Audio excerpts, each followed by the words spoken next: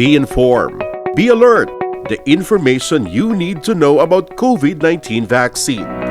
Right here, right now, on The Vax.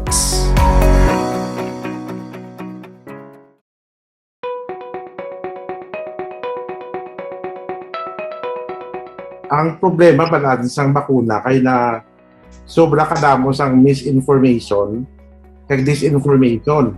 Probably it's the side effect of social media.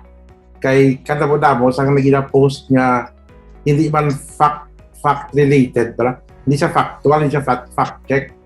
Daw gina-magnify pa kung kaisa mga balita. Like sobra ka magnified sa anaphylaxis. Anaphylaxis is the severe allergy. Pero kung lang tawon wala ang data sa Pfizer, for example. Kasi as of now, there were sa February 12, wintanaw ko ang data, may ara na 150 million doses na nahatag all over the world. Sa 150 million doses, na wala pa sa labat yan, hindi na sobrang anaphylaxis or what. Pero sa data sa Pfizer, for example, naghatag sila sa 180 million doses. Ang nakita ba na anaphylactic yung mga reactions, 21 man lang kabilog. So that's much less than 0.00 something percent talaga. So kuha lang bala na magnify lang kag na sobrahan, naka-highlight nga hindi man dapat.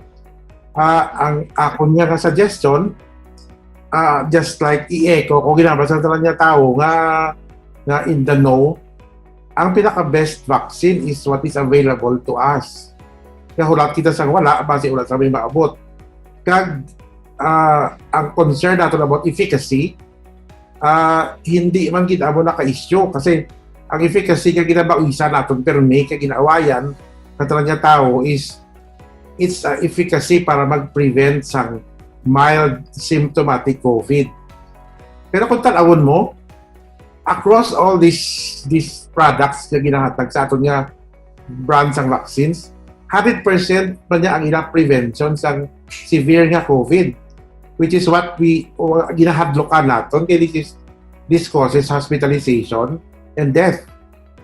Kung lang tawon mo bala ang gintalaw ko gani ang gin-release nga data sang Department of Health sang March 3 or March 2 to.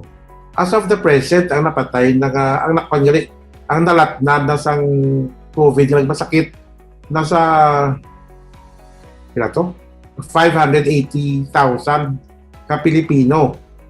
Out of the 580,000 ka Pilipino, ang napatay nila sa ila daw mga 12,000. So, roughly, hindi siya mo ang real epidemiologic, wala nga data ka or pag-solve sa iya. Pero roughly lang tawad mo lang, mga 2% sa nagmasakit na patay. Kasi kung baka sa case fatality rate dapat within the same period na mo. Kasi niya, cumulative na lang. So kung nagtawon mo, 12,000 ang napatay sa abo na kadamo, sa 580 ka nagmasakit.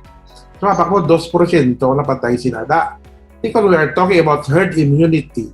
Diba ang herd immunity, very byword na sumutan ng dalag. That means most of the people will have antibodies para nga virus ang latnan ng mikrobyo kaya ma-protect natin ang mga hindi pwede bakunahan. As of now, children cannot be vaccinated kasi wala pa sa clinical trial to prove na effective and safe sa ila. So, para ma-protect natin ang mga hindi pwede bakunahan, dapat ma-achieve natin ang 70% sa talang niya tao nga mag-develop sa immunity.